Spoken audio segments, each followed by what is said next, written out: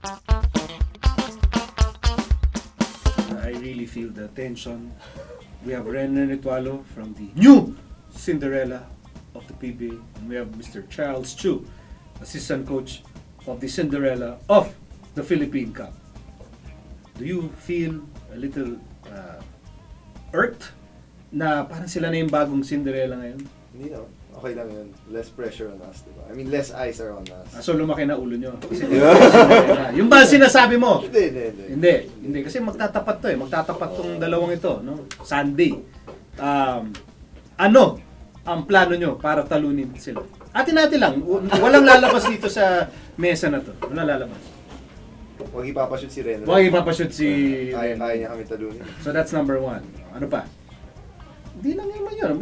Ano pa mga ibang kailangan nyo gawin para talunin ang Air 20? Secret yun, secret. Ayaw na lang spill out. Secret? Tayo lang naman nandito. Wala na ba ibang nanonood sa atin? Oh.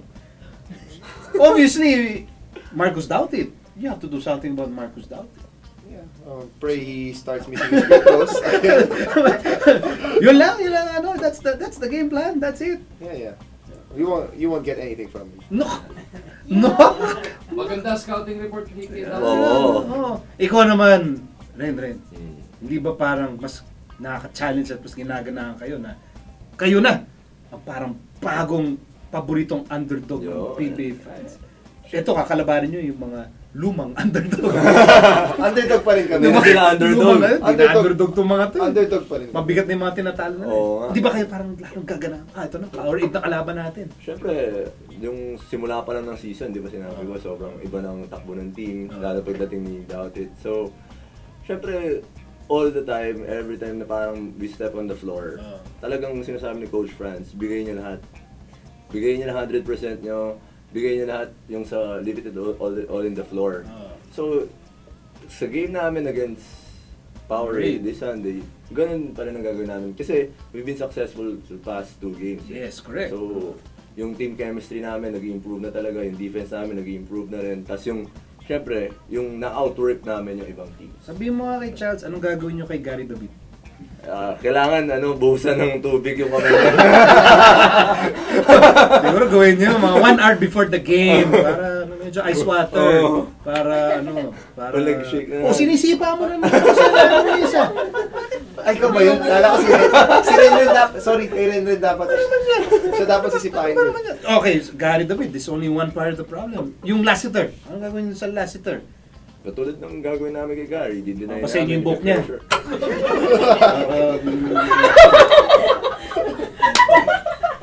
Siyempre, katulad ng gagawin namin kay Gary, i-pressure namin. Lahat lagi namin ginagawa sa mga leading scorers ng team. Siyempre, kay JV, kakusapin na namin sila. Kay JV, kakusapin. Kasi sindakin niya, bubulin niyo na lang. Hoy, bata! Hoy, kuya mo ako ha? Pwede ba? Umayos ka? Grabe. Buti pa si Ren sinishare yung game plan nila. Ikaw ayaw mag-share. Don't you trust us? No? Not really. Not really? Okay, so again, personal message lang right before the big showdown between Powerade Air 21. Sige, ikaw, mauna ka. Ano ang message mo kay Ren bago kayo magkita sa court? Sige, Ren, saan mo si Ren? Ren, leave it all out on the floor on Friday. Para wala nang matira. Importante yun eh. Malakas ang rain or shine. Diba? Kaya, magpahinga kayo Sabado. Sunday, magpahinga rin kayo. I mean, sabihin mo kay Coach Franz, baka pagbigyan namin si JB. Siyempre, player na yun eh. I know he wants all his former players to succeed. So, give JB a chance. You know? He needs this. Okay, I felt your emotion.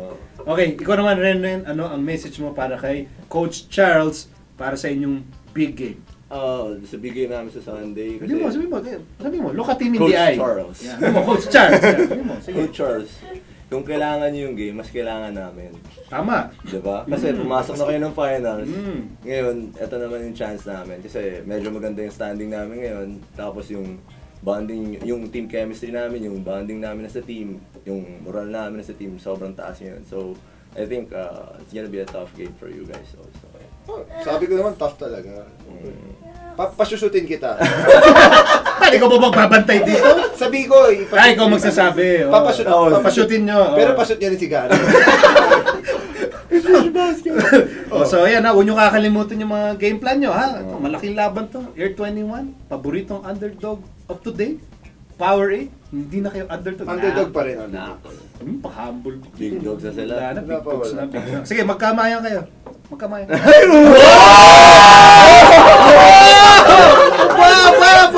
Sige, sige, waka mo nga waka mo nga. Grabe, sige, good luck sa inyong dalawa ha. Good luck.